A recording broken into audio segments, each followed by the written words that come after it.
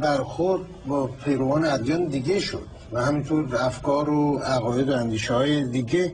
خانم یلدا نورشاهی روی خط ارتباط تلفنی ما هستن از کانادا، تورنتو، سخنگوی خارج از کشور انجمن آل یاسین که مشکلات بسیاری با اداره به اسم اداره ادیان داشتن.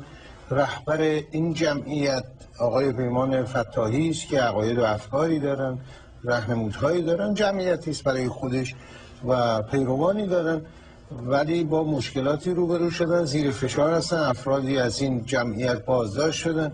رهبر این جمعیت آقای فتاحی هم زیر فشار قرار دارن، بازجویی، بازداشت، همه اینها جزء زندگی روزمرهشون بوده، ظاهرا طبق گزارش‌هایی که منتشر شده و همچنان به شکل‌های مختلف ادامه داره. سلام به شما خانم نورشاهی در تورنتو، کانادا. آقای چلنگی سلام میکنم به شما و مهمانان محترم برنامه‌تون. شما خانم نورشاهی پیش از هر چیزی به ما بگید اساس و بنیاد افکار و عقاید جمعیت و رهبر جمعیت آل یاسین چی هست که جمهوری اسلامی را خوش نمی آید به قول علما؟ من شاید بهتر باشه برای شروع اول یه اشاره بکنم به اتهاماتی که به ایشون زدن که خب بر مبنای حرفهای ایشون بوده و یا اقداماتی که انجام شده از طرف آقای پیمان فتاحی یا استاد ایلیا که یکیش بدعت‌گذاری در دین بوده، مسیحیت گرایی و تبلیغ مسیح بوده، اشاعه پلورالیسم و تکثرگرایی معنوی بوده، توطئه بر علیه نظام اسلامی، استحاله دینی از طریق تلاش برای پیوند زدن دین اسلام، مسیحیت و یهود، گسترش لیبرالیسم معنوی و اسلام آمریکایی و یک سری از اتهامات دیگر. ولی در واقع حرف آقای پیمان فتاحی که جرم اونه همونطور که قبلا هم توی برنامه شما گفته شد، مخالفت با اسلام خشونت طلب، مخالفت با دینداری خشن و القاعده فرهنگی، همین سیستمی که پلیدترین چهره رو از اسلام و قرآن داره به جهان نشون میده و قبلا هم نشون داده و در برنامه هست که بعدا هم نشون بده، اشاعه آزادی معنوی و معنویت آزاد و مخالفت با قرائت‌های دینی خشک و منجمده. و در کل در مورد جمعیت آل یاسین همونطور که می‌دونید این جمعیت حدود 160 تا 200 هزار تا عضو داره، یک جمعیت فرهنگی معنوی هست، حدود 12 سال در ایران داره فعالیت‌های خودش رو انجام میده، اصلا وارد حیطه سیاست نشده هیچ وقت، ولی در واقع با توجه به فشارهایی که در سالهای اخیر روی اون بوده میتونم به صورت خیلی خلاصه بگم حرفش اینه: نقض حقوق انسانی و مدنی رو متوقف کنید. عاملین آزار و اذیت و به خصوص شکنجه رو در ایران که بسیار رایج شده شناسایی کنید و در دادگاه‌های صالح هرچه سریعتر محاکمه کنید. جمعیت‌ها و مجامع صلح‌آمیز باید این اجازه رو داشته باشند که در فضای مسالمت‌آمیز به فعالیت‌های خودشون ادامه بدن. این نوع استفاده ابزاری از دین برای تحقق اهداف سیاسی و بدتر از اون هر نوع قرائت خشن و تاریک از اسلام باید محکوم بشه. من به صورت خلاصه میتونم همین رو خدمتتون بگم. خب ببینید شما به بنده فرمودید که همونطور که میدونید ممکنه این تکه کلامتون باشه که بنده هم گذاشتن در این محصول که همونطور که بنده هم میدونم بیش از 200,000 نفر جمعیت آل یاسین عضو دارم و هوادار دارم. بنده هیچ اطلاع خاصی در این زمینه ندارم، امیدوارم بیش از اینها باشه و هر جمعیتی آزادانه بتونه کار خودشو بکنه و افکار و عقاید خودشو منتشر کنه. اما چه محدودیت‌هایی در عمل جمهوری اسلامی قائل شده برای جمعیت آل یاسین و رهبر این جمعیت؟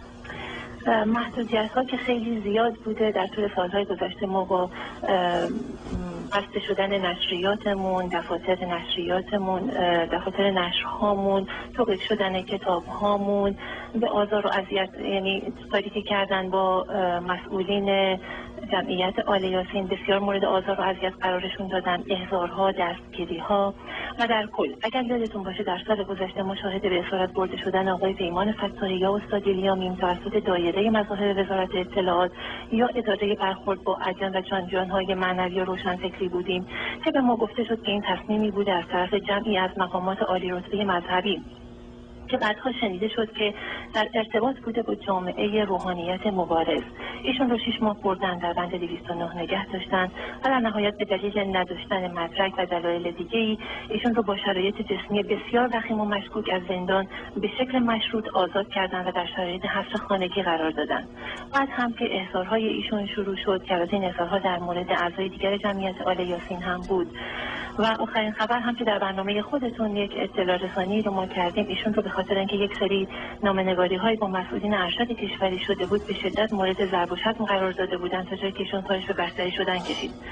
و اما در مورد آخرین اخباری که من در مورد این جمعیت داشتم، روز چهارشنبه 25 دی ماه ما با خبر شدیم که آقای پیمان فتاحی طی یک احضار تلفنی تند به محل احضار رفتن و دیگه به منزلشون بر نگشتن و همون شب عده‌ای از مأمورین به خونه ایشون حمله ور شدن. در این تاریخ تا اولین ساعت‌های روز بعد یعنی 26 دی ماه 4 نفر دیگه از اعضای جمعیت رو هم دستگیر کردند.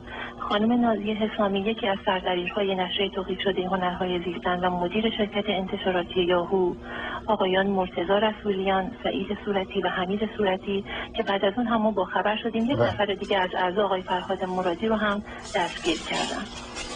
اگر فقط من یک توضیح کوتاهی بدم در مورد نحوه دستگیری که این دستگیری ها بدون داشتن حکم قضایی همراه با ورود خشونت‌آمیز، یعنی اگر حکم قضایی داشتن شما مشکل نداشتین؟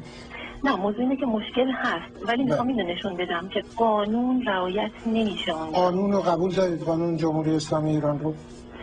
من چی بگم؟ از روی مصداق‌ها خودتون میتونین برداشت. خب من یه پرسش دیگه از شما دارم خانم نورشاهی. ببینید شما میگید حکمی صادر نشد، این حکم در دست شما کسانی که اومدن بازداشت کردن نبودن، معذورتی از. خب منم پرسشم به شکل دیگه مطلب این هستش. ببینید میگید مخالف خشونت هستن. بنیانگذار جمهوری اسلامی ایران صراحتاً آیت الله خمینی گفتن اسلام خون میخواهد.